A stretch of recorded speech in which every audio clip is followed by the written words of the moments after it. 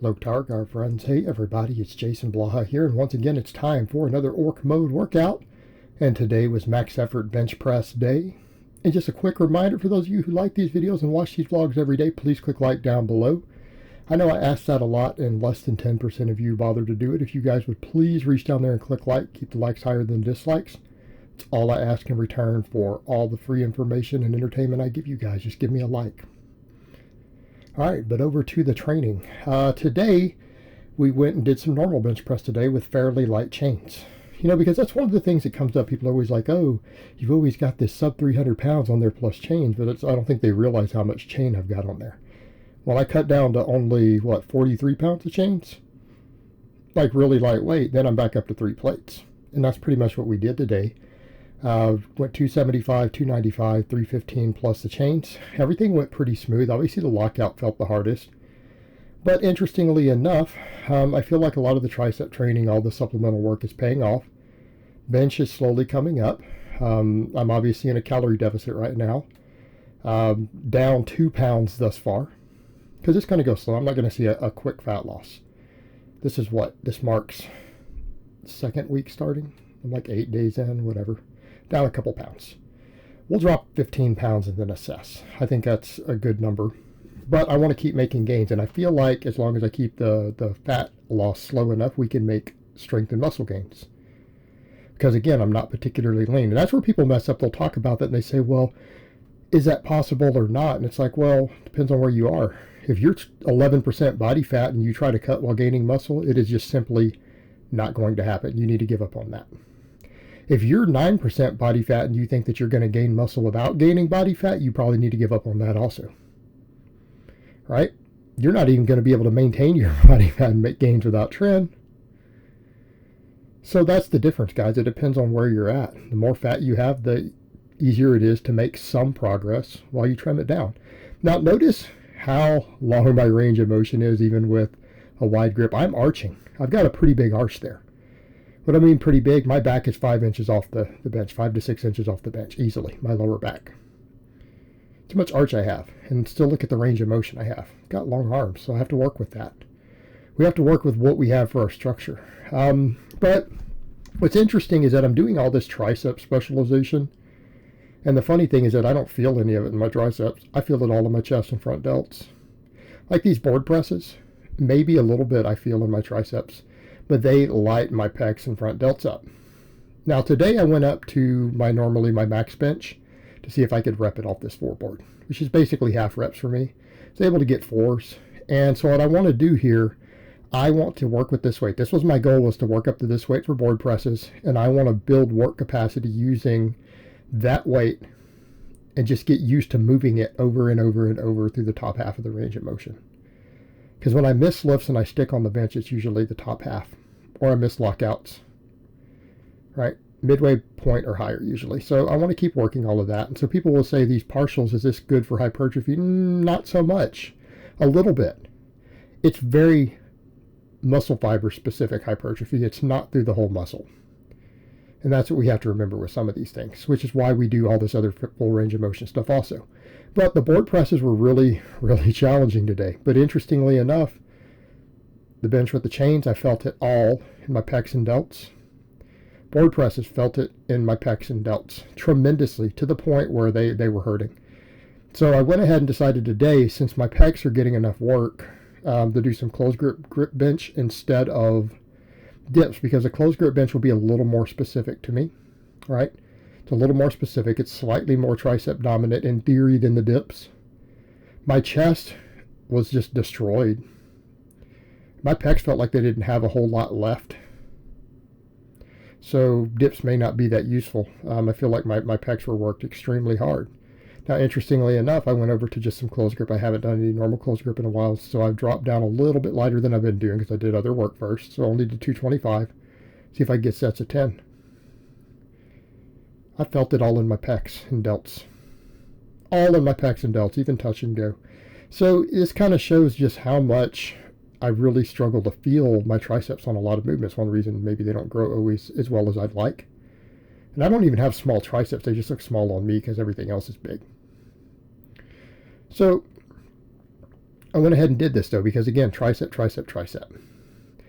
And until the 5th set, I felt nothing but pecs and front delts, and to the point where they just felt destroyed. However, when I got to the final set, I think I got like 6 reps. I only got 6 reps instead of 10. The others, I managed to get 10, even pausing on the last rep. I got to that 5th set, and I think rep 5, I started feeling the lateral head of my triceps just started cramping. It started cramping, and when I did the 6th rep, I was scared I wasn't going to be able to lock it.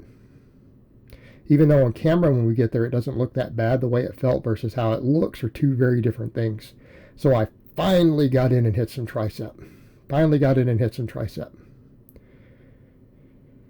And that's going to be the name of the game here, guys. A lot of board pressing, either dips or closed grip bench, a lot of JM press, tricep, tricep, tricep. Because my pecs seem to get worked hard by all the other stuff anyways. Even the board press with the wide grip lights my pecs up. The speed work against bands and chains lights my pecs up. My chest is getting worked. So are my front delts. Another reason I don't care about overhead pressing. You know what? I'm doing tons of face pulls. I am doing at least 12 sets of face pulls every week on my off days, pretty much to failure. Right? That's plenty of side and rear delt work. I'm doing all these inverted rows on the pressing days. My delts are getting plenty of work. I'm not worried about them. My front delts are getting just crushed with all this pressing. Another reason we can just drop all the overhead pressing. Let's focus on getting strong at chest pressing in general. Board presses, closed grip presses, dips, whatever we have to do. Press. But they need to be big movements. And I think that's going to pay off. I'm noticing it again. I feel more and more pec on all the pressing. And I'm not getting shoulder pain. And I think that's a take home. And it's because of everything that I'm doing. You know, when I talk about the wide grip and inflamed shoulders, look how much I'm doing with all my other training to avoid that. We're doing all my speed squats with the safety squat bar. All right, it's easy on the shoulders. We're doing no pull-ups, no chin-ups, all rows. No overhead pressing. Nothing basically over my head, other than mobility work over my head, which I do every morning. I do mobility work, but no strength work. All right, we want to do some stuff to stretch. And so in spite of all of this, my shoulders feel fine. But again, the close grip, this still felt like a chest exercise to me, not a tricep exercise. So we're good though, because if we want to argue, I do need more pec also. Well, all this stuff is working my pecs. I feel nothing but pecs. Maybe it could be the fact I'm doing so much tricep work. Maybe my triceps are strong enough that my chest is having to work harder on all these movements. Because the triceps are easily strong enough to handle it. Right? It's a lot of things that could be happening. But again, it's all going to be more tricep dominant movements for now. Even if I end up feeling them in my chest, they're still tricep dominant. Then we did the JM presses, and I decided to bump the weight a little bit and try to do 10s. These were hard with 10s. And I felt my triceps on the very first set. So finally, we're getting the tricep hit. And I felt the medial head tremendously. But even sets of 10 with this, with 120 pounds, these were tough. 5 sets of 10 was actually challenging. But here's the difference. I felt like my triceps finally got the work that we want. Because everything else just felt like chest and front delt. Even these quote-unquote tricep dominant movements like 4-board press, closed grip benching. It was all pec and interior delt. Now we're finally hitting the triceps. And again, hitting the triceps with a movement that's very bench specific. But notice we don't go super low reps. Because everyone who complains that this exercise hurts them or causes tendonitis or inflammation is from going too heavy. Really taking the time to do it controlled. Do it for volume.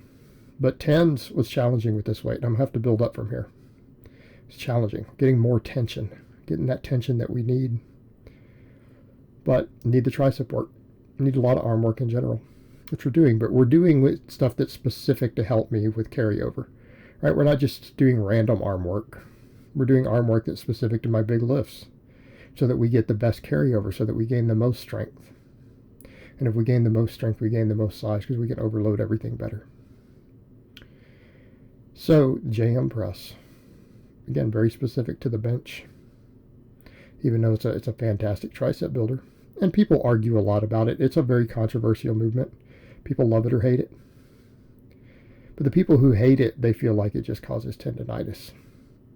I wonder, though, if that comes down to just trying to go way too heavy.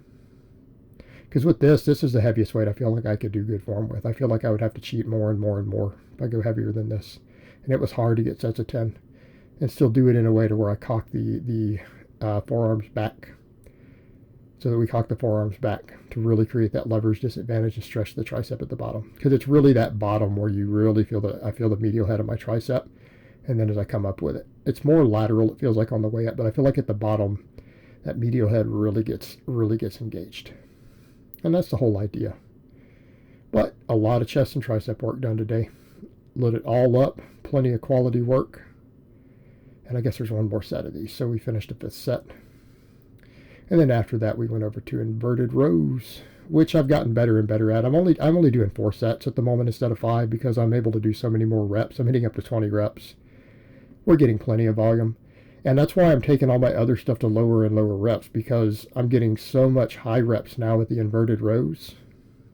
And I have a feeling as I continue to gain strength and I start to slowly lose body weight that I'm probably going to get more and more proficient at them. I'll have to do something to make them more difficult because they're getting too easy. I think I got like 20 reps on this first set. And I don't think I got less than 15 on any set. So again, but they're working. And for those who don't understand, we're doing a very wide grip intentionally.